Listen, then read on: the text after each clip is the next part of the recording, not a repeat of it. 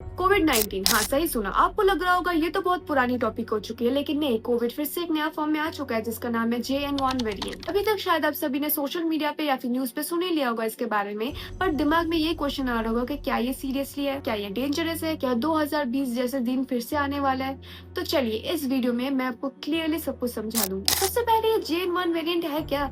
ये कोविड का एक न्यू वर्जन है। जैसे कि पहले हम ओमिक्रॉन और डेल्टा के बारे में सुन चुके हैं, वैसे ये JN1 वेरिएंट एक नया सेट ऑफ म्यूटेशन के साथ आता है। वायरस ओमिक्रॉन के पुराने वर्जन BA.2.86 से निकले हैं एंड गेस व्हाट, इसके लगभग 30 नए म्यूटेशंस है। अब म्यूटेशन का मतलब क्या होता है? वायरस के डीएनए में छोटी छोटी चेंजेस होती है जिसके कारण वो और तेज बनता है और बॉडी के इम्यून सिस्टम से बचने के लिए ये मदद भी करता है। JN1 सबसे पहले अमेरिका में तेजी से फैला और उसके बाद अभी तक के रिपोर्ट के हिसाब से टोटल कोविड-19 केसेस में से 30% सिर्फ JN1 वेरिएंट ही है। इसका मतलब ये है कि ये अभी डोमिनेंट बन चुका है। और हाँ, इंडिया में भी इसका कुछ केसेस मिल चुका है, जैसे कि केरला, महाराष्ट्र और तमिलनाडु जैसे स्टेट्स में। लेकिन अभी तक के लिए गुड न्यूज यही है कि JN1 अभी तक उतना डेंजरस नहीं दिख रहा। जैसे कि लोगों का माइल्ड सिम्टम्स हो रहा है, जैसे कि सर्दी या फिर गले में दर्द और हाँ थोड़ा बहुत बुखार। मतलब ज्यादातर लोग को हॉस्पिटल जाने की कोई जरूरत ही नहीं पड़ रहा है, उसके पहले ही वो लोग ठीक हो जा रहे हैं। और कई केसेस में लोगों को पता ही नहीं चलता कि उनपे कोविड है, क्योंकि सिम्टम्स इतना हल्का होता है। इंडिया में 19 मई 2025 तक टोटल 257 केसेस रिपोर्ट हुए हैं। अभी आप सोच रहे होंगे कि ये नंबर तो बहुत छोटा है, लेकिन हेल्थ एक्सपर्ट्स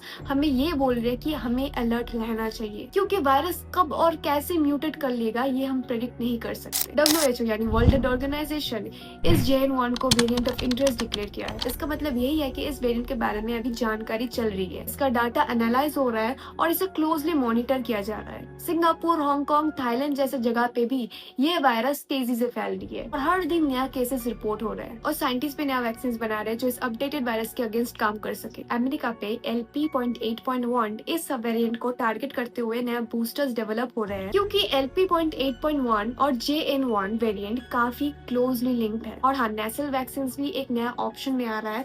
इसका मतलब ना इंजेक्शन ना पेन, बस नोज पे स्प्रे कर दो और बॉडी के डिफेंस सिस्टम को और स्ट्रॉन्ग बना दो। नेसल वैक्सीन इसीलिए प्रोमिसेस है क्योंकि कोविड स्पेशली थ्रोट और नोज से ही एंटर करता है। अगर हम वहीं पर ही उसको रोक सके तो इन्फेक्शन फैलाने के चांसेस बहुत ज्यादा कम हो जाता है। अभी तक के लिए वैक्सीन तो ट्रायल स्टेज में है, लेकिन अगर ये सक्सेसफुल हो जाए तो लेटर ये जाके गेम चेंजर बन सकता है। झारखंड के Rajendra institute of medical science यानी RIMS फुल प्रिपरेशन ले चुका है, यानी आइसोलेशन वार्ड्स रेडी है, 150 ICU ऑलरेडी रिजर्व हो चुका है और टेस्टिंग भी एक्टिव है। हेल्थ मिनिस्ट्री कह रहे हैं कि लोग ज्यादा पैनिक ना करें, पर हाँ, सेफ्टी प्रोटोकॉल्स हम सबको करना चाहिए, हम सबको फॉलो करना चाहिए फॉर आवर ओन सेफ्टीज। और जो लोग ट्रैवल कर रहे हैं उनके लिए भी मैसेज है कि अगर आप इंडिया से बाहर जा रहे हो तो डेस्टिनेशन कंट्री के कोविड गाइडलाइंस एक बार चेक कर लो। काफी जगह पे मास्क और टेस्ट रिक्वायरमेंट्स आ गई है, तो हाँ, आपका एक छोटा सा स्टेप दूसरों को भी सेफ कर सकता है और आपको भी सेफ रख सकता है। और हाँ, एक चीज जिसे हमें इग्नोर नहीं करना चाहिए वो है लॉन्ग कोविड, यानी कि काफी लोगों का कोविड होने के बाद भी बहुत सारे इश्यूज होते हैं, जैसे कि फैटिक या फिर ब्रेन फॉग या फिर एंजाइटी, और ये लॉन्ग टर्म इम्पैक्ट कोविड से भी ज्यादा थकाने वाला हो सकता है। तो अगर आपको लग रहा है कि कोविड के बाद भी आप ठीक महसूस नहीं कर रहे हो तो एक बार डॉक्टर से कंसल्ट कर लो। अब सवाल उठ रहा है कि क्या हमें मास्क पहनना चाहिए,